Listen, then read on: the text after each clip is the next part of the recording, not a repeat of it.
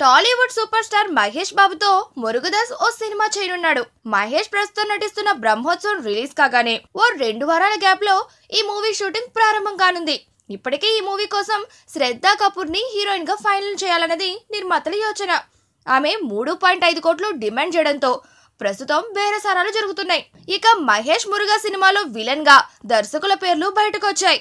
మహేష్ తో సినిమాలు తీసిన దర్శకులు తేజ, జయన్ సే పరాంజీ, ఎస్జే సూర్యల్లో ఒకరిని విలన్ గా తీసుకున్నారని తెలుస్తోంది. ఇప్పటికే సూర్యని దాదాపు కన్ఫర్మ్ చేశారని అంటున్నారు. ఆయన కూడా ఈ రోల్ పై ఇంట్రెస్ట్ గానే ఉన్నాడట.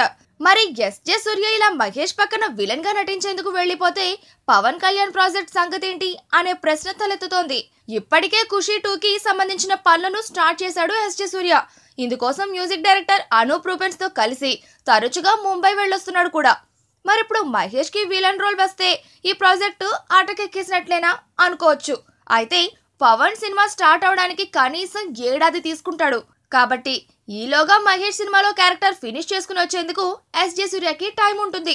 ఒకవేళ ప్రాజెక్ట్ నుంచి తప్పుకున్నా తనకు నచ్చినట్లుగా సెట్ చేసి ఎవరో ఒకరిని ముందు నిలబెట్టి సినిమా తీసేయడంలో పవన్ కి బోలెడంత అనుభవం ఉంది. కాబట్టి నో ప్రాబ్లం.